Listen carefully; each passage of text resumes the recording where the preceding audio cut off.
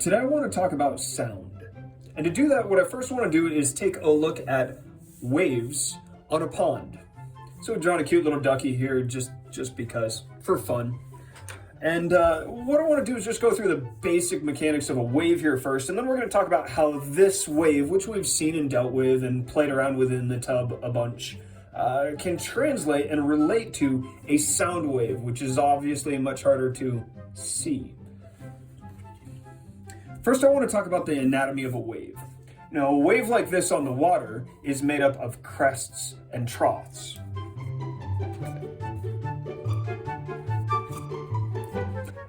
And the individual waves are separated by what we call the wavelength. That is the distance from one crest to the next.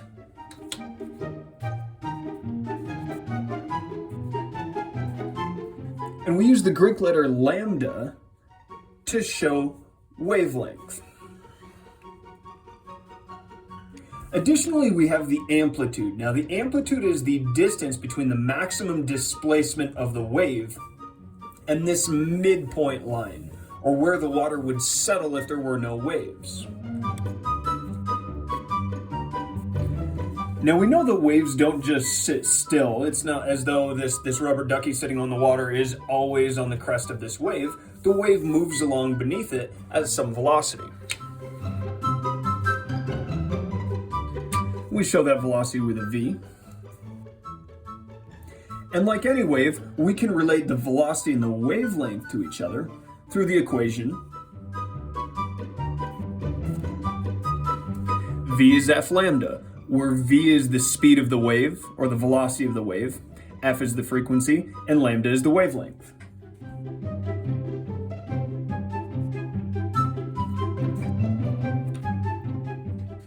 Now I want to take a look at a sound wave to see how it compares to something we're more familiar with, like a water wave.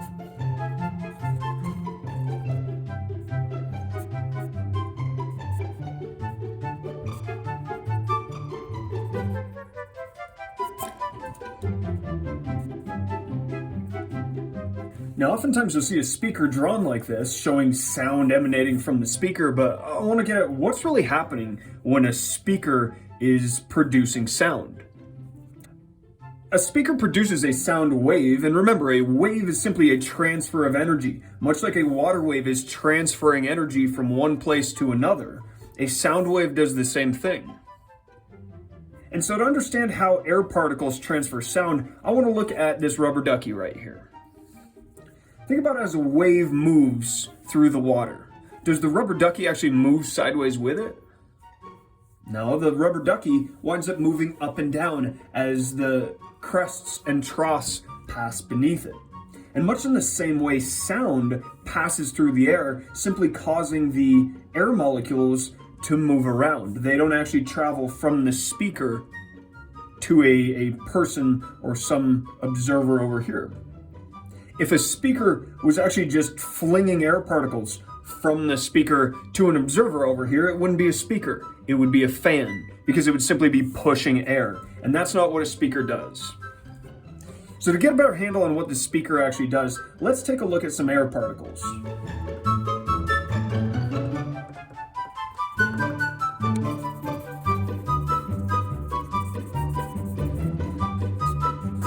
All right, so what we have here is some air.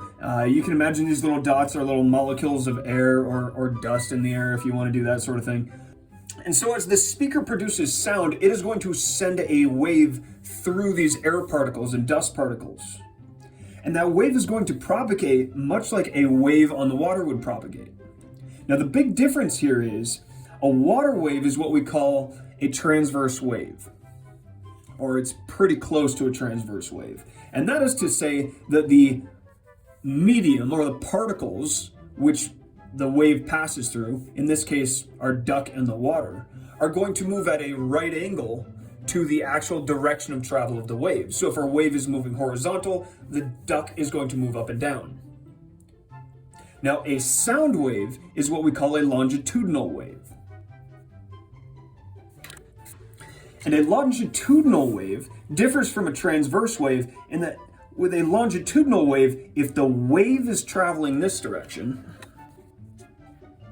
the particles are going to be traveling parallel to that direction. So that would mean these particles of air and these dust particles would be actually vibrating side to side.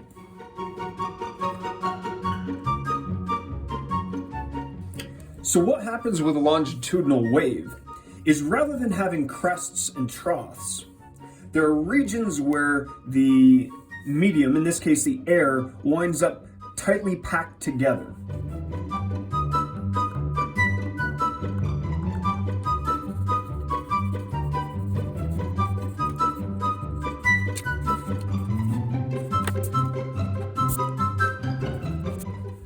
And regions where the air molecules get spread apart.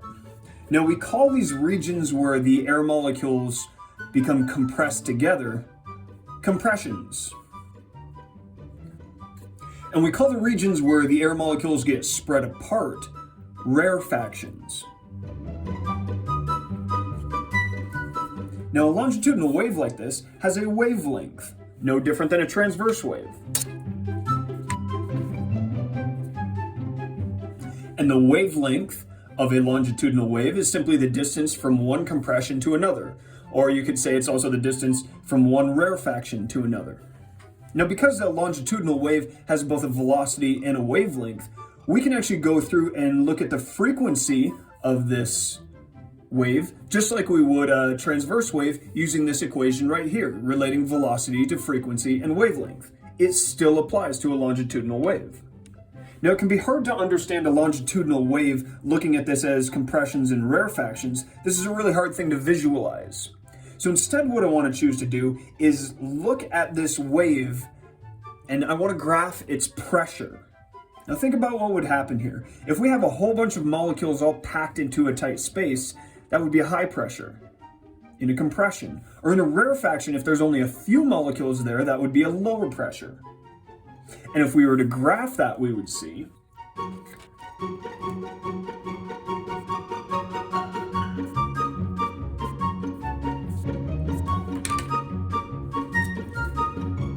all right, this curve is my shame. What are we going to do with this? Oh, I know what to do.